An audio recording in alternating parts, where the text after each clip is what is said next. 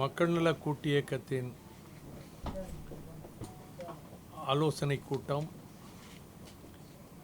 இன்று பயனுள்ள முறையில் நடைபெற்றது.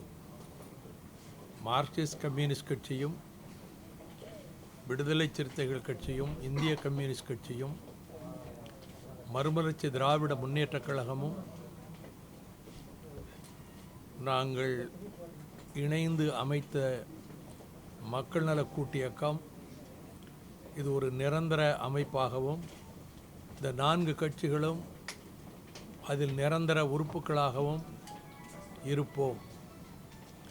தேர்தல் நேரத்தில் கூட்டணியில் வேறு கட்சிகள் வரக்கூடும். ஒருவேளை தேர்தலுக்கு பின்னர் அவர்கள் விலகிச் சொல்லக்கூடும். ஆனால் தமிழ்நாட்டினுடைய நலன்களை பாதுகாப்பதற்காகவும், தமிழக வாழ்வாதாரங்களை காப்பதற்காகவும், ஊழலற்ற அரசியலை முன்னெடுப்பதற்காகவும், மதவாத சக்திகளை தமிழகத்தில் காலூன்ற விடாமல் முறியடிப்பதற்காகவும், இந்துத்துவா கொள்கை இந்திய ஜனநாயகத்துக்கே ஆபத்தாக இருக்கக்கூடிய நிலையை தடுப்பதற்காகவும், தமிழர் நலனை காப்பதற்காகவும், தமிழகத்தினுடைய ஒட்டுமொத்த நன்மையை கருதி நாங்கள் இணைந்து செயல்படுவதென்று ஏற்கனவே அறிவித்த நிலைப்பாட்டுக்கு ஏற்ப இன்று 4 கட்சிகளினுடைய தலைவர்களும், மார்க்சிஸ்ட் கம்யூனிஸ்ட் கட்சியினுடைய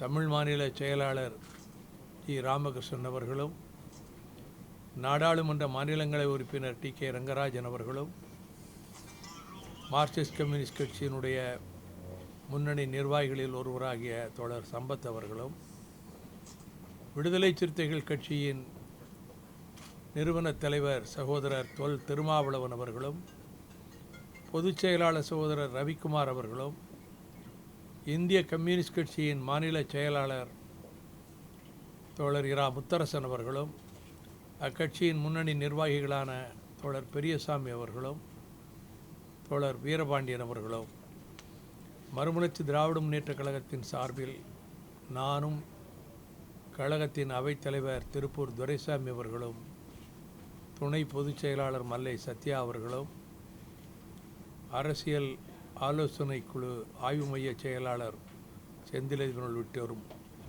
ஏறத்தாழ ஒரு 2.5 மணி நேரம் பல்வேறு பிரச்சனைகளை பற்றி விவாதித்து, குறிப்பாக உள்ளாட்சி தேர்தலை சந்திப்பது குறித்து ஆக்கப்பூர்வமான திட்டம் வகுக்கப்பட்டது. அந்தந்த மாவட்டங்களில் உள்ள 4 கட்சிகளினுடைய நிர்வாகிகள் மாவட்ட அளவிலே அவர்கள் கலந்து உரையாடி தேர்தலை இணைந்து சந்திப்பது என்று முடிவெடுக்கப்பட்டது. இந்த தேர்தல் ஜனநாயக முறைப்படி நடைபெற வேண்டுமானால்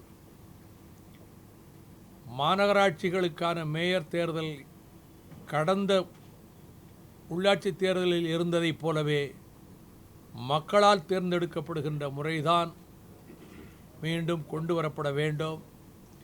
அதை மாற்றி கவுன்சிலர்கள் தேர்ந்தெடுப்பது குதிரை பேரத்துக்கும் ஜனநாயகத்திற்கு கேடாகவும் அமையும் என்பதால்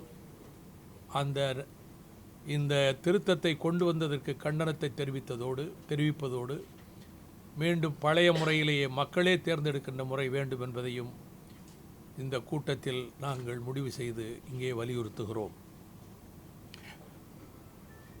மக்கள் தொகை கணக்கு 2011 அடிப்படையில் தான் மேற்கொள்ளப்பட்டு இடஒதுக்கீடு சுழற்சி முறை அந்த அடிப்படையில் தான் நடத்தப்பட வேண்டும். 16 ஆண்டுகளுக்கு முன்பு 2001 சென்சஸ் அடிப்படையிலே செய்வது என்ன நோக்கத்துக்காக இந்த சுழற்சி முறை கொண்டு வரப்பட்டதோ அந்த நோக்கத்தையே இது பாழடித்துவிடும் என்பதனால் அதை 2011 சென்சஸ் மக்கள் தொகை கணக்கின் அடிப்படையில் தான் செயல்படுத்தப்பட வேண்டும் என்பதையும் நாங்கள் வலியுறுத்துகிறோம். இந்துத்துவா கொள்கைகளை திணிப்பதற்காக மட்டுமல்லாமல் கல்வித்துறையையே காவிமயமாக்கி மொத்த இந்தியாவினுடைய பன்முகத்தன்மையை சீரழிக்கின்ற விதத்தில் புதிய கல்விக் கொள்கையை மத்திய அரசு செயல்படுத்த முனைந்திருக்கிறது. அதில் டிஆர் சுப்பிரமணியன் தலைமையில் அமைக்கப்பட்ட குழுவில் ஒருவரை தவிர 4 பேரும் அரசு அதிகாரிகள் தான். எந்த இடத்திலும் கல்வியாளர்களையோ ஆசிரியர்கள் பேராசிரியர்களையோ மக்களிடமோ மாணவர்களிடமோ பல்கலைக்கழகங்களிலோ எந்த கலந்தாய்வும் கருத்தாய்வும் நடத்தப்படவே இல்லை. மழலையர் பள்ளி முதல் உயர்கல்வி வரை புல்டோசர் போட்டு தகர்ப்பதைப் போல ஒட்டுமொத்த இந்தியாவுக்கும் இதுதான் எங்கள் முறை என்று கொண்டு வருவதும், யூனிவர்சிட்டி கிராண்ட்ஸ் கமிஷன் பல்கலைக்கழக மானிய கமிஷனை அடியோடு அகற்றிவிட்டு இடஒதுக்கீட்டுக்கும் இடமில்லாமல் பன்னாட்டு வர்த்தக அடிப்படையில் கல்வியை கொண்டு போய் சேர்ப்பதற்கு வெளிநாடுகளின் பல்கலைக்கழகங்கள் எல்லாம் இங்கே ஊடுருவதற்கும் வழிவகை செய்கின்ற விதத்தில் இந்த திட்டத்தை கொண்டு வர முனைந்திருக்கிறது. கோத்தாரி கமிஷன் அறிக்கையையோ எஸ்பால் கமிட்டி அறிக்கையையோ 86 அறிவிக்கப்பட்ட கல்விக் கொள்கையையோ சிறிதளவும் கணக்கில் எடுத்துக்கொள்ளாமல் இந்த கல்விக் கொள்கை பேர் ஆபத்தாக முடியும், எதிர்கால சந்ததிகளினுடைய வாழ்க்கைக்கு இது பெரும் ஆபத்தாக முடியும் என்பதனால் அதை நாங்கள் கடுமையாக எதிர்க்கிறோம். கல்வி கடன்களை பொறுத்த மட்டில் ஸ்டேட் வங்கி கல்வி கடனை 45% ரிலையன்ஸ் நிறுவனத்தினுடைய அசட்ஸ் கன்ஸ்ட்ரக்ஷன் கம்பெனிக்கு விலை பேசி விற்றுவிட்டு அவர்கள் மொத்த தொகையும் வசூலிக்கின்ற அடியாள் வேலையிலே ஈடுபடுவதனால்தான் கந்துவட்டிக்காரர்கள் குண்டர்களை அனுப்பி வசூல் செய்வதைப் போல ஒரு தேசியமயமாக்கப்பட்ட அரசு வங்கி இந்த வேலையை ஒரு கொளுத்த பணமுதலாளி நிறுவனத்துக்கு கொடுத்து இந்த வசூலிக்கக்கூடிய இந்த கொடுமை இது மிகவும் இதுவரை யாருமே இப்படிப்பட்ட முயற்சியில் ஈடுபட்டதில்லை.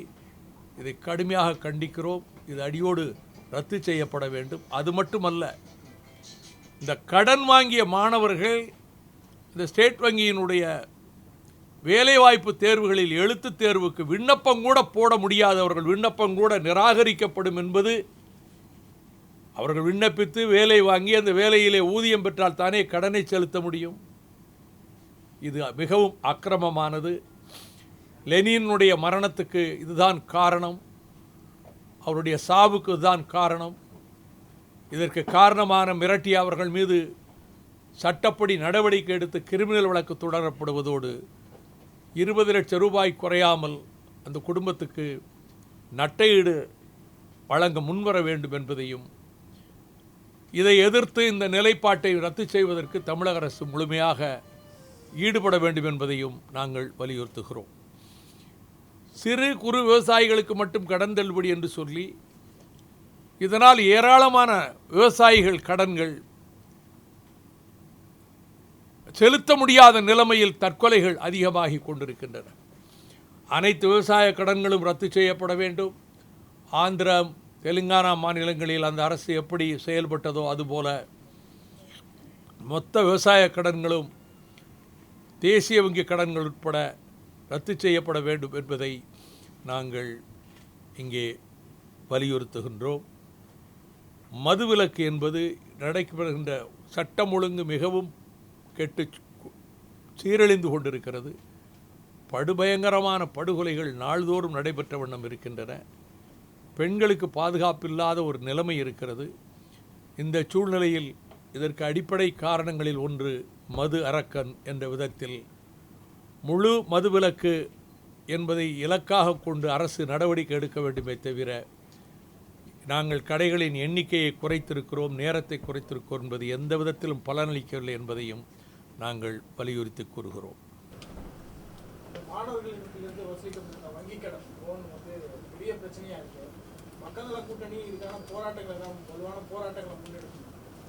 நாங்கள் அதை பற்றி யோசிப்போம். நாங்கள் எங்களுடைய மக்கள் நல கூட்டு இயக்கத்தினுடைய அடுத்த கூட்டம் 29ஆம் தேதி காலை 10 மணிக்கு மார்க்சிஸ்ட் கம்யூனிஸ்ட் கட்சி அலுவலகத்தில் நடைபெற இருக்கிறது. நாங்கள் இதை பற்றி பரிசீலிப்போம். அந்த சட்டமன்ற தேர்தலை எதிர்கொண்ட மாதிரி உள்ளாட்சி தேர்தலுக்கும் விஜயகாந்துக்கும் ஜி.கே. வாசன் அவர்களுக்கும் அழைப்பு விடுக்கலாம். நாங்கள் அழைப்பு விடுப்போம். எங்களுக்குள்ள ஒன்றும் கசப்பு இல்லை. அவங்க தனியாக நிற்க போகிறதாக வாசன் தரப்பில் சொல்லியிருக்கிறாங்க. தேமுதிக தரப்பில் பொருளாளர் ஒரு கருத்தை சொல்லியிருக்கிறாரு. ஆனால் அந்த கட்சியில் இன்னொருவர் உடனே மறுத்துட்டாங்க. நாங்கள் கூட்டணியிலிருந்து விலகவில்லை என்று சகோதரி பிரேமலதா சொல்லியிருக்கிறாங்க. ஆனால் நாங்கள் எங்களை பொறுத்த மட்டும் நாங்கள் அணுகுவோம் இணைந்து தேர்தலை. ஹரித்வாரில் அவமதிப்புக்குள்ள இருக்கிற வள்ளுவர் சிலை வந்து மீட்டு தமிழகத்தை கொண்டு வரணும்னு பல கோரிக்கை வச்சிருக்காங்க. மக்கள் நல கூட்டணியோட நிலைப்பாடு.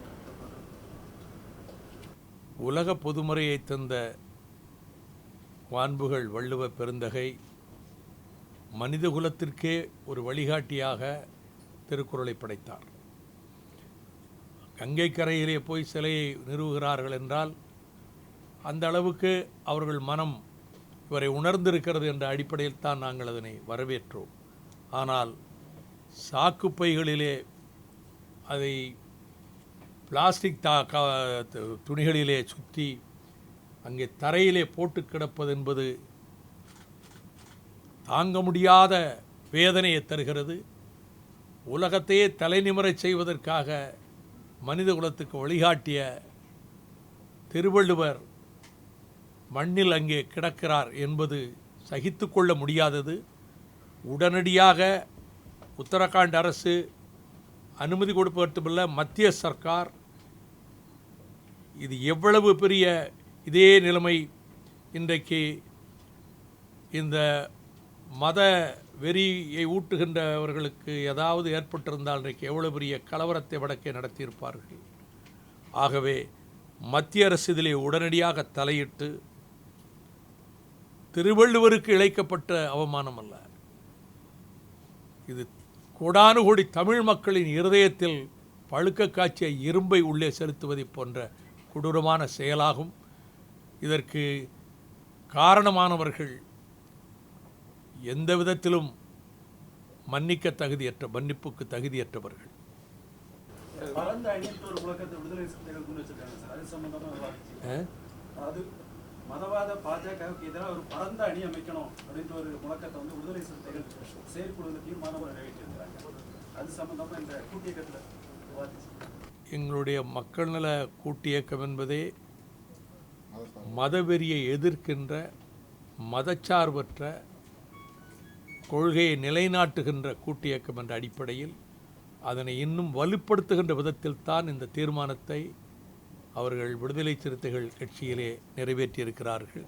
அதை நாங்கள் முழு மனதோடு நாங்கள் வரவேற்கிறோம் அந்த தீர்மானத்தை. சட்டமன்ற தேர்தல் போது திமுக, அதிமுக, காங்கிரஸ், பாஜக, பாமக கட்சிகளுக்கு இது சேர்க்க மாட்டோன்ற மாதிரி சொன்னீங்க. அதே நிலைப்பாட்டில் தான் இப்பயும் இருக்கீங்களா? 5 கட்சிகளை உள்ளாட்சி தேர்தலில் இப்போ அந்த நிலைப்பாட்டில் தான் நாங்கள் இருக்கிறோம். சார், சுவாதி கொலை வழக்கில் வந்து நீங்கள் வந்து தமிழக காவல்துறையோட வந்து நடவடிக்கைகள் வந்து திருப்தி அளிக்கிறது அப்படின்னு சொல்லியிருந்தீங்க. திருமாவளவன் அவர்கள் வந்து சிபிஐ விசாரணை வேணும்னு கேட்டிருக்காங்க. உங்கள் 2 பேரோட கருத்தும் முரண்பாடாக இருக்கு. முரண்பாடு ஒன்றும் இல்லை. அவர் சுவாதி அவர்கள் வீட்டுக்கே சென்று மணிக்கணக்காக அந்த துக்கத்தை பகிர்ந்து கொண்டவர். ஆர்ப்பாட்டமே இது கொலையாளியை கண்டுபிடிக்க வேண்டும் என்று ஆர்ப்பாட்டமே அவர்கள் நடத்தினார்கள். எனவே கொலையாளி உடனடியாக கண்டுபிடிக்கப்பட்ட போது நாங்கள் வரவேற்றோம், நானும் கூட வரவேற்றேன். ஆனால் ஒரு கலைத்துறையிலே இருக்கக்கூடிய ஒருவர், அதைப்போல பாரதிய ஜனதா கட்சியைச் சேர்ந்தவர்கள் பல்வேறு விதமான செய்திகளை அவர்கள் பரப்பிய ஒரு சூழலில், வேறு பல தகவல்கள் ஊடுருவிய அந்த சூழலில் அவர் மிக தெளிவாக சொல்லிவிட்டார். இவர் குற்றம் செய்தார் செய்யவில்லை என்ற கருத்துக்கே அவர் போகவில்லை. இவர் குற்றவாளி அல்ல என்கிற கருத்துக்கோ குற்றவாளி அல்ல. இப்படிப்பட்ட நிலைமைகள், இப்படி பல சந்தேகங்களை பல தரப்பிலும் ஏற்படுத்தி வருவதால் அதற்கு ஒரு சிபிஐ விசாரணை இன்னும் கூட உண்மையை கொண்டு வருவதற்கு பயனளிக்கும் என்ற கருத்தை தான் திருமாவளவன் அவர்கள் கூறினார்கள்.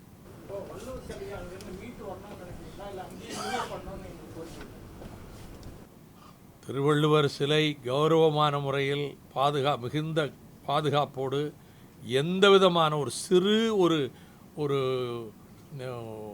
அதுக்கு ஒரு பங்கம் ஏற்படாத விதத்தில் நிறுவப்படுவதற்கு இருந்தால் தான் நிறுவப்பட வேண்டும். இல்லையேல் அந்த முயற்சியில் ஈடுபட்டவர்கள் இதை பற்றி இதனுடைய விளைவுகள் எப்படி இருக்கும் என்பதை யோசித்து அவர்கள் தான் இதில் முடிவெடுக்க வேண்டும். உள்ளாட்சி தேர்தலில் வந்து தேமுதிகவுக்கு அழைப்பு விடுக்க போறேன்னு சொல்லியிருந்தீங்க, அது பேச போறேன்னு சொல்லியிருந்தீங்க. இப்போ வந்து தேமுதிக அடுத்தடுத்ததாக வந்து மாவட்ட செயலாளர்கள் வெளியே திமுக போய் இணைஞ்சிட்டு இருக்காங்க. இது வந்து கடந்த சட்டமன்ற தேர்தலில் வந்து தேமுதிகவுக்கு தோல்வி ஏற்பட்டது அப்படின்னு ஒரு குற்றச்சாட்டு. இது எப்படி பாருங்க? இது நீங்கள் பத்திரிகையில் பார்க்குறீங்க, நாங்களும் பார்க்குறோம், கட்சியில் ஆள் பிடிக்கிறாங்க.